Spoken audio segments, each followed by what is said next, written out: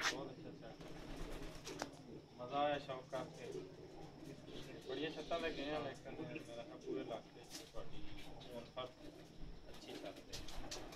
और जानवर भी बहुत अच्छे हैं जोड़े वाले तो नहीं हलीना थोड़े जोड़े वाले भी थल्ले ने उड़न वाले बहुत अच्छे थोड़े जी अरसे इतनी जल्दी जो टाइम नहीं ना इतना इसके कबूतर बनाने में बड़ा टाइम लगता है समझने ਤੁਹਾਡੀ ਦੀ ਨਵੀਂ ਛੱਤ ਹੈ ਫਿਰ ਵੀ ਤੁਸੀਂ ਜਿਹੜਾ ਹੈ ਚਲੋ ਟੂਰਨਾਮੈਂਟ ਅੱਛਾ ਰਿਜ਼ਲਟ ਦਿੱਤਾ ਜੀ ਅੱਛਾ ਰਿਜ਼ਲਟ ਹੈ ਇੱਕ ਜਨਾ ਮੇਰਾ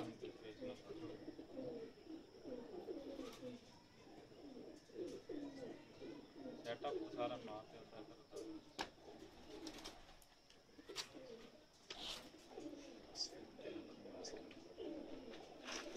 ਲੈਟਾਂ ਲੱਗੀਆਂ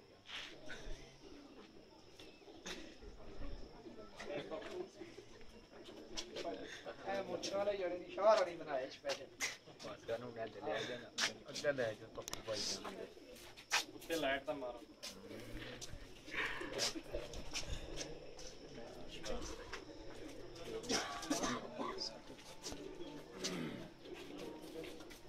ਇਹ ਸਾਰੇ ਨਵੇਂ ਨੇ ਉੱਤੇ ਛੱਡੇ